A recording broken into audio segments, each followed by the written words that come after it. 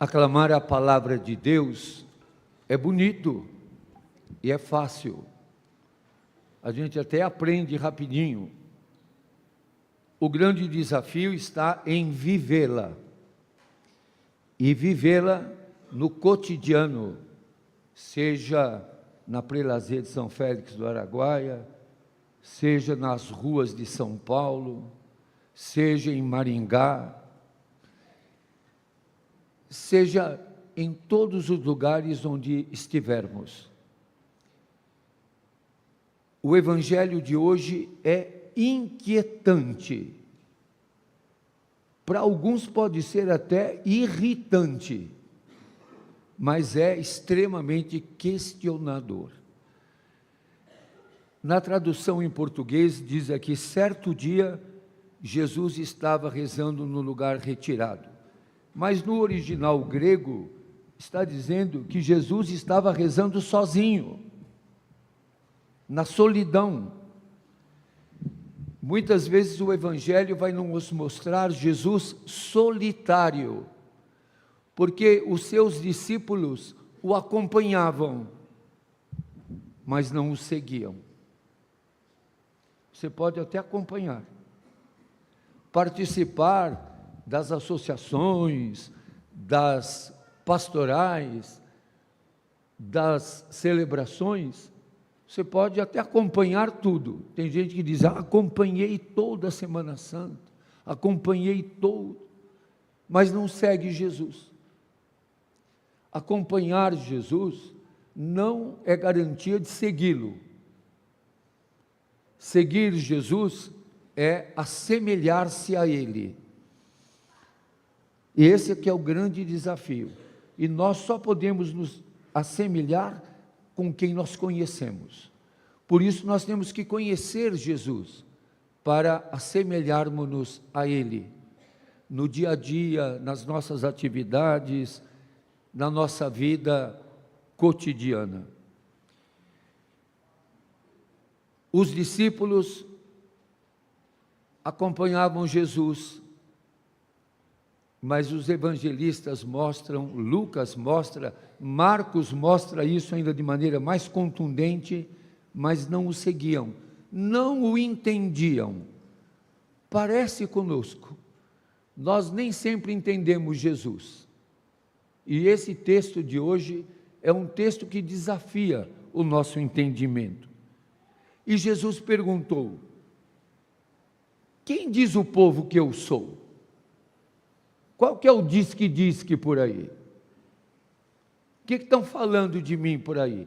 Jesus estava fazendo, de certa forma, uma avaliação da missão que os discípulos tinham feito.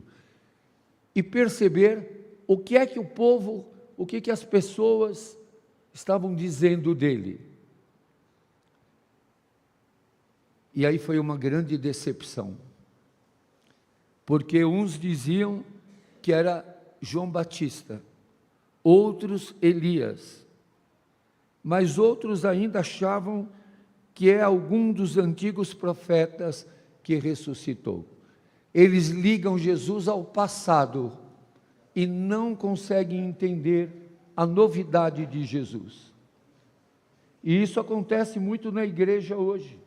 A gente quer ligar Jesus ao passado. Jesus não é um personagem do passado. Jesus está presente na vida, está vivo e ressuscitado nas nossas lutas, na caminhada do povo. Jesus não é uma peça de arqueologia, nem um personagem da história. Não temos que ligar Jesus ao passado.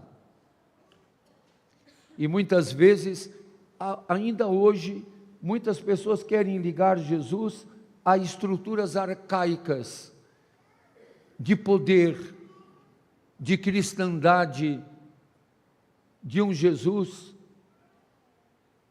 que não é o bom pastor, de um Jesus que não é o servidor. Querem um Jesus poderoso e não um Jesus misericordioso. Querem um Jesus opressivo e não um Jesus compassivo. Por isso que Jesus, quando ouve essas respostas ligadas com o passado, pergunta: e vocês? E vós? Quem dizeis que eu sou? Vocês que convivem comigo, que me acompanham, que veem o que eu vivo, o que eu faço, quem que vocês dizem que eu sou? E aí vem o texto e diz: Pedro respondeu. Eu já contei aqui muitas vezes que quando fala Pedro é porque vai dar um fora. Quando fala Simão, vai dar um dentro. E quando fala Simão Pedro, vai dar um dentro e um fora. Aqui está falando o quê? Pedro. Então vai dar um fora. Aí o Pedro dá o fora dizendo: o Cristo de Deus. A gente diz: ué, mas não está certo. Ele começa aqui usando um artigo definido.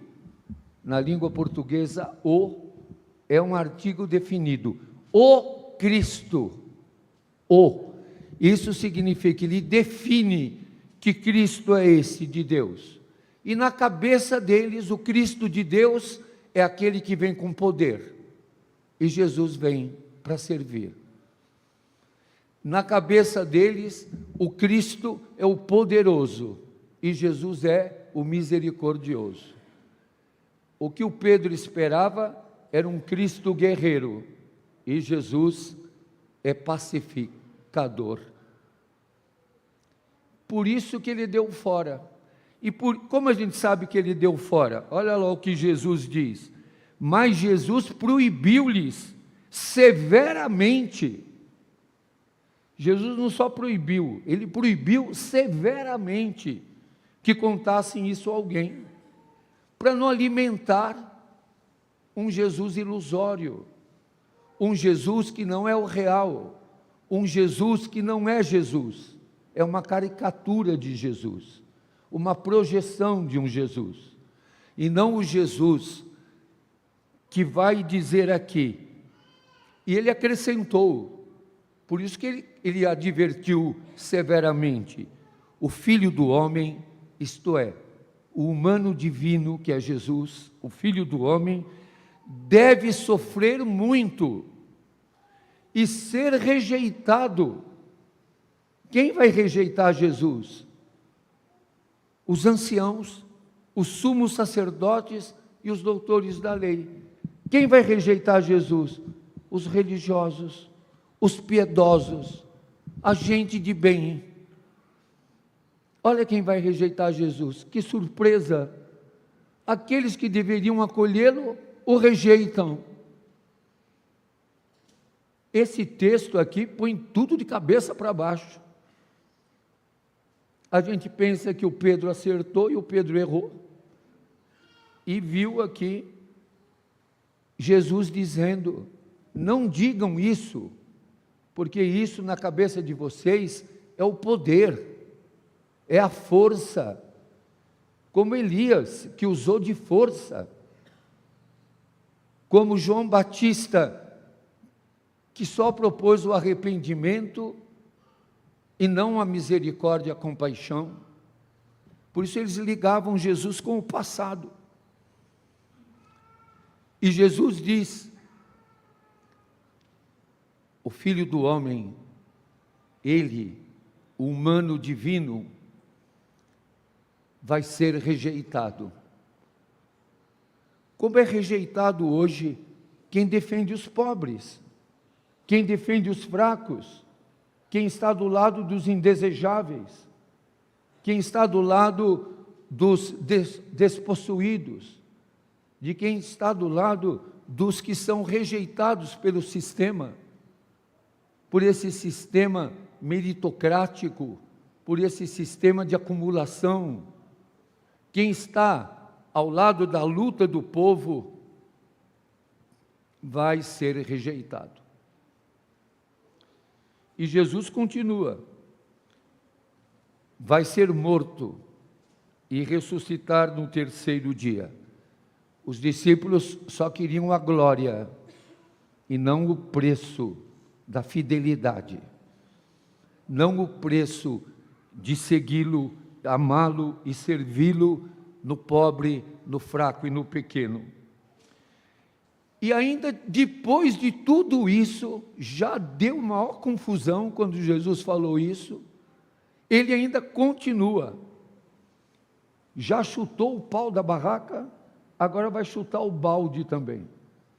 Já tinha dado uma encrenca danada, e Jesus continua: se alguém quer me seguir, renuncie a si mesmo, tome sua cruz cada dia, siga-me. Tomar a cruz cada dia é assumir as consequências do amor aos pequenos. Tomar a cruz não é dizer, você que é minha cruz. Não, não é isso. Tomar a cruz não é masoquismo. Tomar a cruz é assumir as consequências do amor.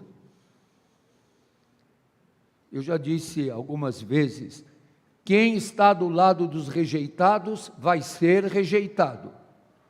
Quem está do lado dos discriminados vai ser discriminado.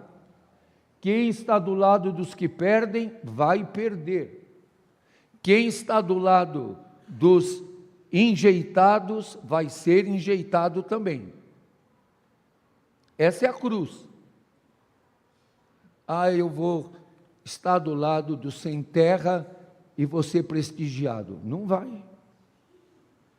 Eu vou estar na pastoral de rua e todos vão gostar de mim. Não vai. Eu não discrimino os LGBT, eu não vou ser discriminado também. Vai.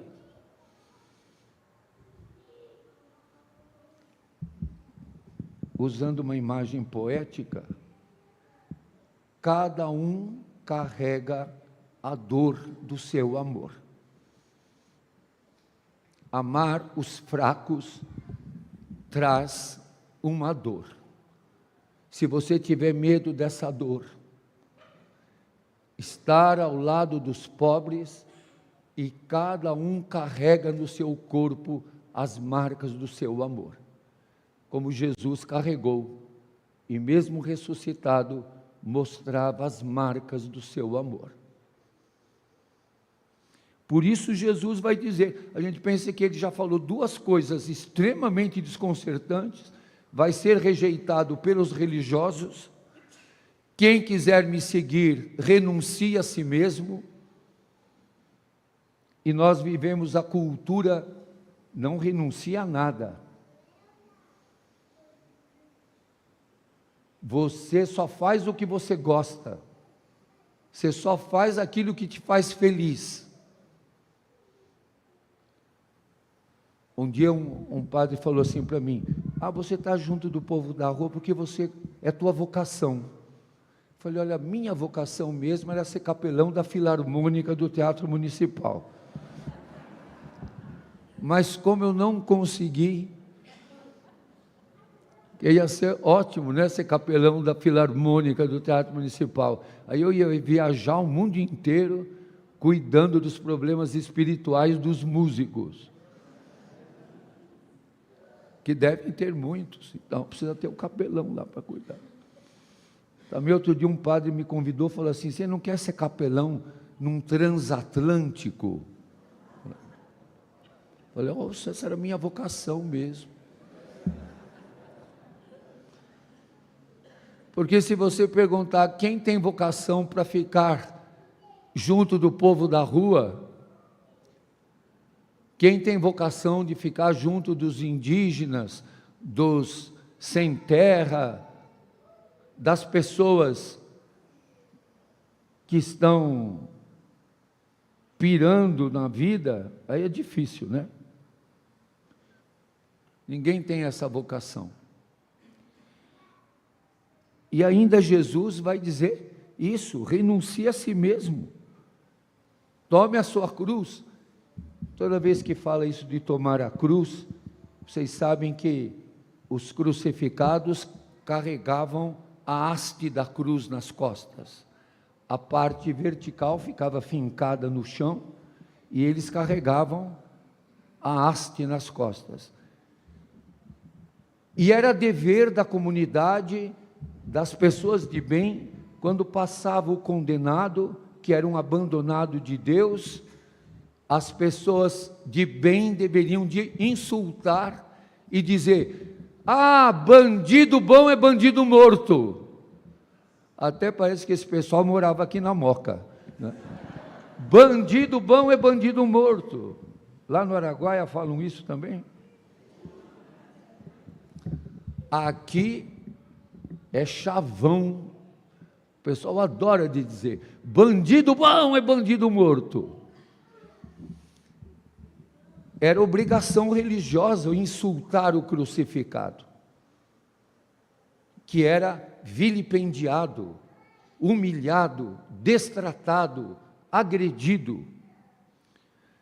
E Jesus está dizendo para nós: olha, se vocês quiserem estar junto dos pobres, dos fracos, dos rejeitados, dos enjeitados, aguentem, porque vocês vão apanhar também.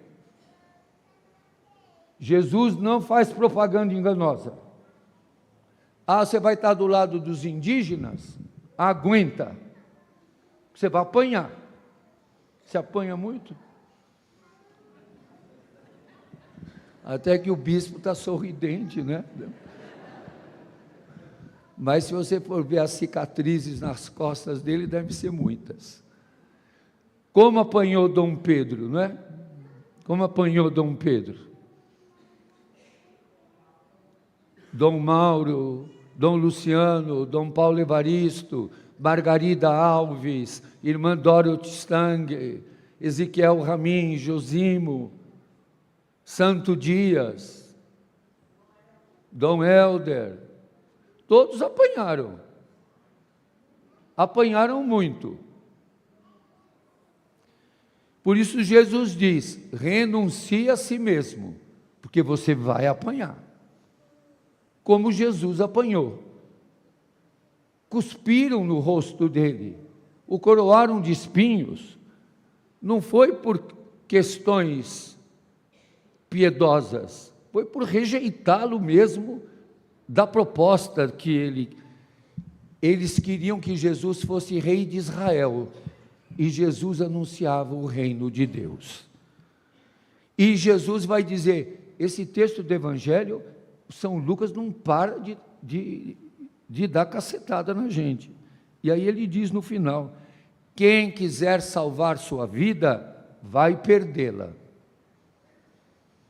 Quem quiser segurança, ficar de boa, não ter problema, ser cidadão do bem, ficar numa boa, ter prestígio, quem quiser salvar sua vida vai perdê-la.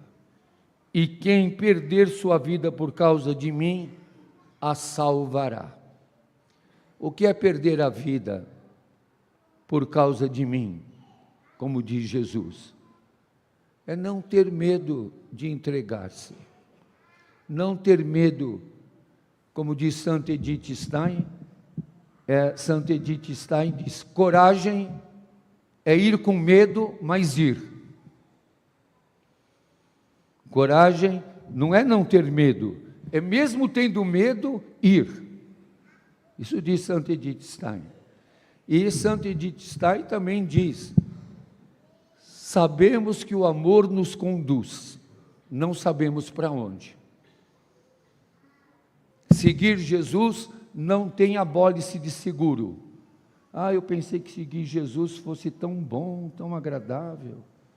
Eu ia ficar, E seguir Jesus é com Ele carregar a cruz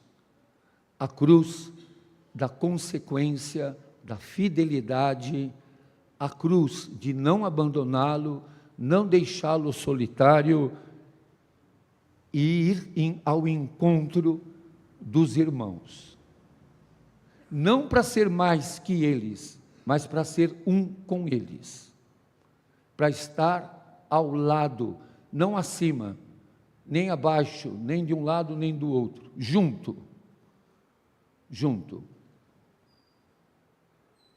Ontem à noite, quando já iam me levar para casa, eu falei, olha, eu não vi o povo da rua ali na barraca. A Regina me acompanhou lá outro dia, viu a confusão que vira, né? E estava aquele irmão ferido, e é interessante, eles não agradecem individualmente. Eles ontem disseram, você é o nosso advogado, obrigado pelo que você faz por nós. Interessante essa visão que eles têm. Nós, eles se identificam com a dor do outro. É a dor de todos, a dor de um é a dor de todos. A fome de um é a fome de todos. O abandono de um é o abandono de todos. Como aquele irmão ferido, com o ferimento todo infectado, nós pedimos o dia inteiro que ele fosse atendido. Por fim, eu tive que ligar para um, para outro. Aí veio o carro com acessibilidade, onde ele foi posto. Ontem me confirmaram que ele está num lugar fixo. E é interessante, todos ali necessitavam. Ninguém se rebelou e cobrou porque aquele estava sendo atendido. Porque eles todos sabiam, a dor dele é a nossa dor. A ferida dele é a nossa ferida. Cuidar dele é cuidar de todos nós. Que lição, não é? Socorrer a ele que está abandonado é socorrer a todos nós. E quando ele foi posto naquele banquinho e levantou, ele sorriu. Um sorriso que era já tão ausente no seu rosto e de repente ficou tão presente. E um sorriso tão bonito que eu até pedi, tira uma fotografia minha perto dele, para que esse sorriso me ilumine e me comprometa.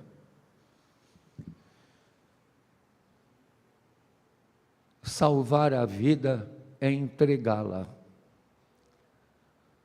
não é preservá-la, é saber aquilo que muitas vezes a gente diz, quem saiu na chuva é para se molhar.